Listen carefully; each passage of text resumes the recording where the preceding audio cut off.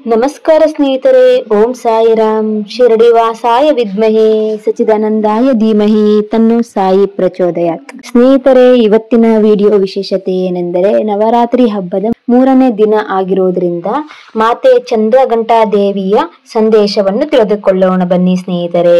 ಮಾತೆಯು ನಮಗೆ ಏನು ಸಜೆಷನ್ಸ್ ನ ಕೊಡ್ತಿದ್ದಾರೆ ಅಂತಂದ್ರೆ, ಜೀವನದಲ್ಲಿ ಬಂದಿರತಕ್ಕಂತಹ ಸವಾಲುಗಳನ್ನ ಎದುರಿಸುವುದಕ್ಕೆ ನಾನು ಶಕ್ತಿನ ಕೊಡ್ತಿದ್ದೀನಿ.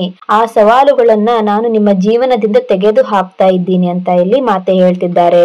ಅರ್ಥನೇ ಇಲ್ದಿರ್ತಕ್ಕಂತಹ ಕೆಲಸಗಳನ್ನ ಮಾಡೋದಕ್ಕೆ ಸಮಯ ವ್ಯರ್ಥ ಮಾಡೋದಕ್ಕೆ ಹೋಗ್ಬೇಡಿ ಅಂತ ಇಲ್ಲಿ ಹೇಳ್ತಿದ್ದಾರೆ. ಉದಾಹರಣೆಗೆ ಚಾಡಿ ಹೇಳೋದು, ನಿಂದನೆ ಮಾಡೋದು ಅಥವಾ ಅದು ಇಂಪಾರ್ಟೆಂಟೇ ಇರೋದಿಲ್ಲ ಅಂತ ಕೆಲಸಗಳನ್ನ ಮಾಡಿಕೊಂಡು ಸಮಯನ ವ್ಯರ್ಥ ಮಾಡೋದಕ್ಕೆ ಹೋಗ್ಬೇಡಿ ಅಂತ ಇಲ್ಲಿ ಹೇಳ್ತಿದ್ದಾರೆ ಸ್ನೇಹಿತರೆ.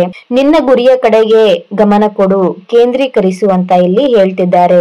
ವಿಶೇಷವಾದುದೊಂದು ರೂಪುಗೊಳ್ಳಲು ಕಾಯುತ್ತಿದೆ, ಆದರೆ ಅದು ನಿನ್ನ ಬದ್ಧತೆಯನ್ನು ಬೇಡುತ್ತದೆ. ಅಂದರೆ ನೀವು ಅದಕ್ಕೆ ಎಫರ್ಟ್ ಹಾಕ್ಬೇಕು. ನೀವು ಅದಕ್ಕೆ ಕ್ರಮವಾಗಿ ನೀವು ಅದನ್ನ ಪಾಲಿಸ್ತಾ ಹೋದ್ರೆ ನಿಮ್ಮ ಜೀವನದಲ್ಲಿ ಒಂದು ಅದ್ಭುತ ನಡೆಯುತ್ತೆ ಅಂತ ಮಾತೆ ಇಲ್ಲಿ ಹೇಳ್ತಿದ್ದಾರೆ ಸ್ನೇಹಿತರೆ. ಸಮಯವು ನಿನ್ನ ಪರವಾಗಿ ಆಟವಾಡುತ್ತಿದೆ ಅನ್ನಿಸಿದರೆ ಆದರೆ ದೀರ್ಘಾಯಾನವನ್ನು ಸಹಿಸಬೇಕಾಗುತ್ತದೆ.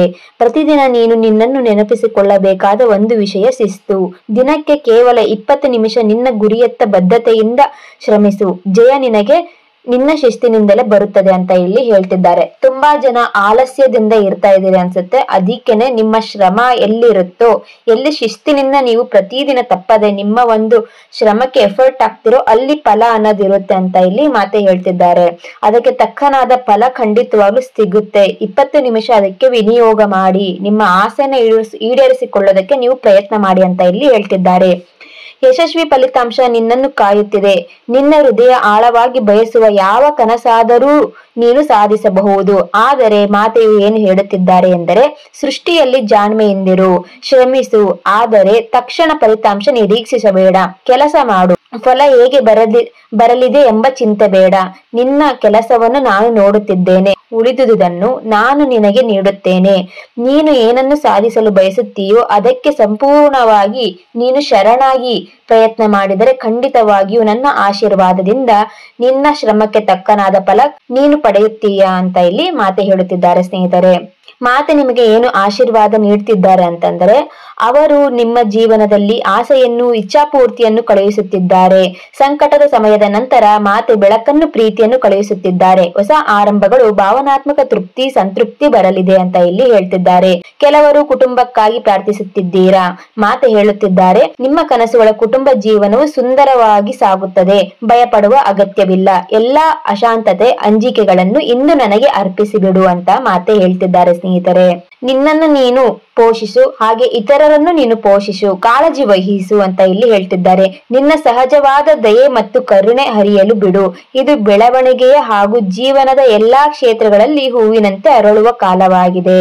ಸೃಜನಶೀಲತೆ, ಪ್ರೀತಿ ಮತ್ತು ಸಮೃದ್ಧಿಯ ಮೂಲವಾಗಿರುವುದರಿಂದ ನಿನ್ನ ಬಗ್ಗೆ ಹಾಗೂ ಇತರರ ಬಗ್ಗೆ ಕಾಳಜಿ ವಹಿಸು ಅಂತ ಇಲ್ಲಿ ಹೇಳ್ತಿದ್ದಾರೆ ಸ್ನೇಹಿತರೆ.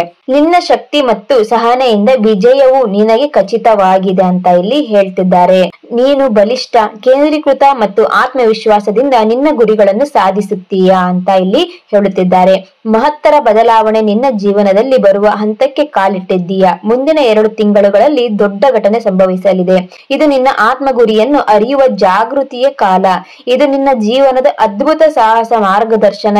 ಏನೆಂದರೆ, ಪ್ರಕ್ರಿಯೆಯನ್ನು ನಂಬು, ವಿಶ್ವವನ್ನು ನಂಬು, ಕೆಲಸ ಮಾಡು, ಉಳಿದುದನ್ನು ನಾನು ನೋಡಿಕೊಳ್ಳುತ್ತೇನೆ.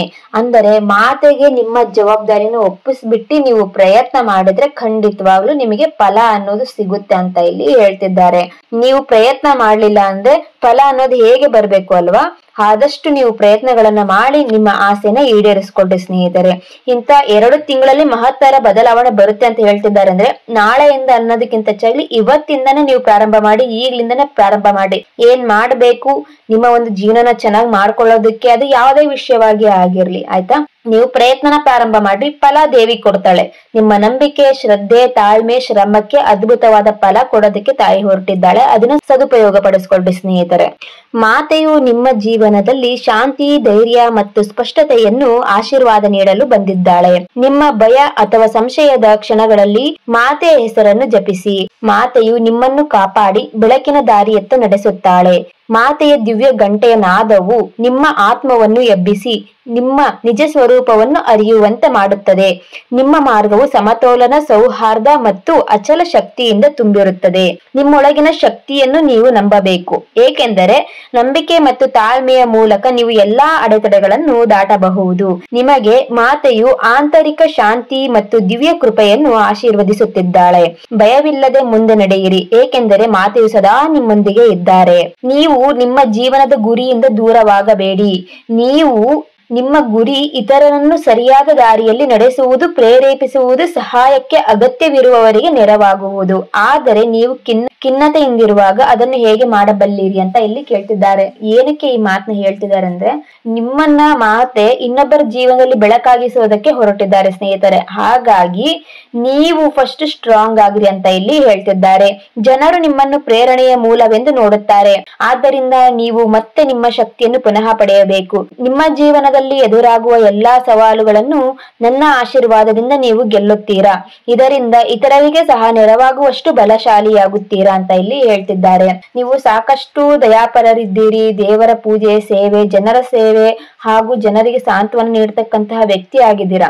ನೀವೇ ಕುಗ್ಗಿ ಹೋಗ್ಬಿಟ್ರೆ ನಿಮ್ಮನ್ನ ನಂಬ್ಕೊಂಡಿರ್ತಕ್ಕಂತಹ ಜನರು ಎಲ್ಲಿಗೆ ಹೋಗ್ಬೇಕು ಅಂತ ಇಲ್ಲಿ ಮಾತೆ ಕೇಳ್ತಿದ್ದಾರೆ ಸ್ನೇಹಿತರೆ. ಅಂತ ಒಂದು ಕೆಪಾಸಿಟಿ ನಿಮ್ ಒಳಗಡೆ ಇದೆ. ಅದನ್ನ ನೀವು ಎನರ್ಜೈಸ್ ಮಾಡ್ಕೊಳ್ರಿ, ಚಾರ್ಜ್ ಮಾಡ್ಕೊಳ್ರಿ. ಮಾತೆ ನಾಮ ಜಪನ, ಬಾಬಾರವರ ನಾಮ ಜಪನ ನೀವು ಮಾಡೋದ್ರಿಂದ, ಮಾತೆ ಮತ್ತು ಬಾಬಾರವರ ಆಶೀರ್ವಾದದಿಂದ ನೀವು ಮತ್ತೆ ಆ ಶಕ್ತಿನ ಪಡ್ಕೋತೀರಾ. ದೈವ ಶಕ್ತಿ ನಿಮ್ಮ ಗುರಿಯನ್ನು ಸಾಧಿಸಲು ಬೆಂಬಲಿಸುತ್ತದೆ. ನೀವು ಮಾಡಬೇಕಾದದ್ದು ಕೇವಲ ಒಂದು ಸಣ್ಣ ಹೆಜ್ಜೆ ಇಡುವುದು. ನೀವು ಪ್ರಯತ್ನ ಮಾಡಿ, ಮಾತೆ ನಿಮ್ ಜೊತೆಗಿದ್ದಾಳೆ. ಇವತ್ತಿನಿಂದಲೇ, ಈಗಿನಿಂದಲೇ ಎಲ್ಲವೂ ಸರಿಯಾದ ಸ್ಥಿತಿಯಲ್ಲಿ ಬದಲಾವಣೆ ಹೊಂದುತ್ತಾ ಹೋಗುತ್ತದೆ. ನಿಮ್ಮ ಇಚ್ಛೆಯಂತೆ ಎಲ್ಲವೂ ಬದಲಾವಣೆಯಾಗಿ ನಿಮ್ಮ ಇಷ್ಟಾರ್ಥಗಳು ಸಿದ್ಧಿ ಆಗುತ್ತಾ ಹೋಗುತ್ತವೆ ಅಂತ ಇಲ್ಲಿ ಹೇಳ್ತಿದ್ದಾರೆ ಸ್ನೇಹಿತರೆ. ನಿಮ್ಮ ಜೀವನದಲ್ಲಿ ನಿಮಗೆ ಬೇಕಾದ ಎಲ್ಲವೂ ಇದೆ, ಆದರೂ ಇತರರು ನಿಮ್ಮ ಬಗ್ಗೆ ನಿರಾಶರಾಗಿದ್ದಾರೆ ಎಂದು ಭಾವಿಸುತ್ತಿದ್ದೀರಲ್ಲವೇ ಅಂತ ಕೇಳ್ತಿದ್ದಾರೆ. ನೀವು ಖಿನ್ನತೆಯಿಂದ ನಿಮ್ಮ ಜೀವನದಲ್ಲಿ ಸವಾಲುಗಳು ಕೇವಲ ನಿಮಗೆ ಮಾತ್ರ ಹೆಚ್ಚಾಗಿ ಬರುತ್ತವೆ ಎಂದುಕೊಳ್ಳುತ್ತಿದ್ದೀರಾ.